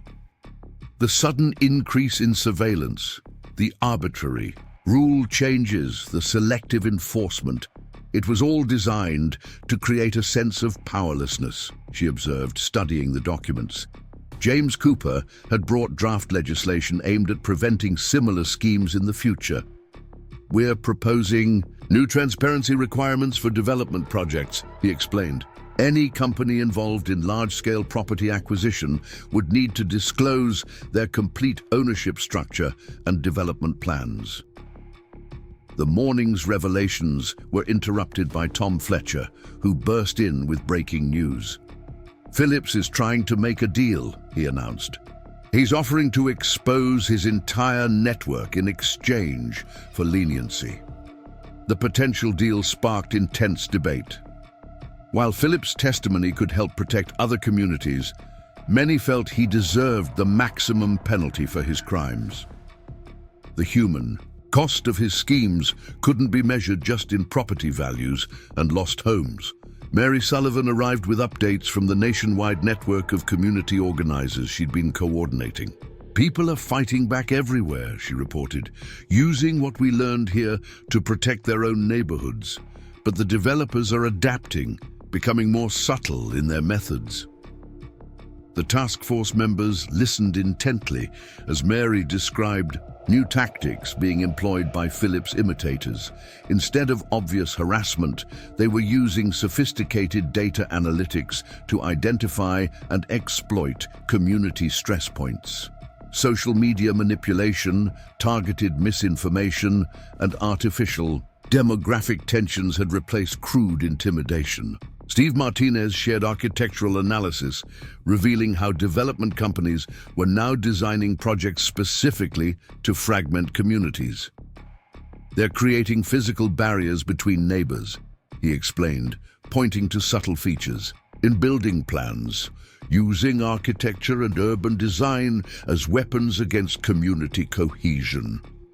Linda Wilson's grandson had uncovered evidence of how these companies were using artificial intelligence to predict and exploit neighborhood vulnerabilities. They're processing massive amounts of data, he explained. Social media posts, property records, school performance metrics, anything that might indicate a community's breaking point. Mark Reynolds arrived with concerning news from the city planning office. We're seeing new companies moving into the area, he reported. Different names, different faces, but the same predatory patterns. They're trying to continue Phillips's work under new guises. The task force members exchanged worried glances. Despite their efforts, the business of community destruction was evolving, becoming more sophisticated and harder to detect. Traditional law enforcement methods might not be enough to protect vulnerable neighborhoods. Agent Ramirez stood by my kitchen window, watching children play in the winter sunshine. This is what they're really trying to destroy, she observed quietly. Not just property values or housing stock, but the intangible bonds that make a neighborhood worth living in. Susan Parker had been analyzing the psychological aspects of these corporate attacks. They're not just trying to acquire property, she explained. They're deliberately breaking down social connections, making people feel isolated and powerless. It's social engineering disguised as development. The afternoon brought more visitors to Oak Ridge Estates, community leaders from across the country, seeking advice on protecting their own neighborhoods. Our experience had become a blueprint for resistance, just as Philip's methods had become a blueprint for destruction. Michael Chang shared data showing how communities that maintained strong social bonds were more resistant to corporate predation. The key isn't just legal protection, he explained. It's building and maintaining the kind of community connections that these companies tried to destroy. As evening approached, Agent Ramirez received an urgent update from her team. They had uncovered evidence of a new threat: investment firms, specifically targeting communities that had successfully resisted previous development schemes. They're studying your methods of resistance, she explained, learning from them, developing countermeasures. The next wave of attacks will be more sophisticated, harder to detect and resist. The implications were sobering. Our victory in Oak Ridge Estates hadn't just exposed a corrupt system. It had forced that system to evolve, to become more insidious in its methods. The fight to protect American communities was entering a new phase. Tom Fletcher returned with updates on Phillips's proposed deal. He's willing to testify about the entire network, he reported. Not just the American operations, but the global connections. The question is whether we can trust him. The sun was setting as we concluded our discussions, casting long shadows through the winter trees. The oak trees that had started our fight still stood strong, but the battle to protect communities had grown far beyond our original struggle. Tomorrow would bring new challenges, new threats to face. But we were no longer fighting alone. Across the country, across the world, communities were learning to recognize and resist corporate predation. The road through my backyard would never be built, but the path of resistance we'd blazed was being followed by others. As our visitors prepared to leave, Agent Ramirez paused for one final observation. What happened here wasn't just about stopping a corrupt development, she said. It was about proving that communities can stand up to corporate power and win. That's what makes Oak Ridge Estates so important. You've shown others it's possible to fight back. The winter evening grew dark as the last cars departed. Inside homes across the neighborhood, lights glowed warmly, signs of life and community that no corporate scheme could extinguish. Tomorrow would bring new battles, but tonight our neighborhood stood strong, a beacon of hope for communities everywhere. Spring blossoms filled the air as the final day of Gregory Phillips's trial dawned. The federal courthouse steps were crowded with community representatives from across the country, all waiting to witness the conclusion of a case that had transformed their understanding of corporate predation. Elizabeth Chen stood before the packed courtroom, delivering her closing argument with quiet intensity. What we've proven here isn't just criminal conspiracy or fraud, she declared. We've exposed a systematic attempt to destroy the very fabric of American communities for profit. The evidence wall behind her displayed a complex web of connections, documenting how Phillips and his associates had turned neighborhood destruction into a global industry. Photos, financial records, and surveillance footage told a story of calculated exploitation that had forever changed how we viewed community development. Agent Victoria Ramirez sat beside me in the gallery, reviewing final notes from the Community Protection Task Force. 6 more development companies were indicted this morning, she whispered. Phillips' testimony broke the whole network wide open. The trial's impact had stretched far beyond our initial fight. Communities across the globe had learned to recognize and resist corporate predation. Local governments had implemented new protections against predatory development. The business of neighborhood destruction was facing unprecedented scrutiny. Michael Chang arrived with fresh data from the task force's global monitoring system. "We're seeing a fundamental shift in development patterns," he reported. "Companies are abandoning aggressive takeover strategies. The Phillips model is becoming toxic in the industry." Sarah Reeves had tracked the financial fallout. Investment firms were now requiring extensive community impact assessments before funding development projects. The era of unchecked corporate predation was ending, replaced by growing awareness of the value of stable neighborhoods. The judge's final ruling sent ripples through the courtroom. Phillips and his key associates received lengthy sentences, but more importantly, their assets were seized and directed toward community restoration funds. The money they'd made destroying neighborhoods would now help rebuild them. Outside the courthouse, Rachel Martinez coordinated with community leaders who had traveled from across the country. They shared stories of resistance and renewal, each victory building on the lessons learned from our initial stand at Oak Ridge Estates. James Cooper had brought final copies of the Community Protection Act, legislation inspired by our fight. "Every state in the country is adopting some version of these protections," he explained. "We've changed how the law views community rights."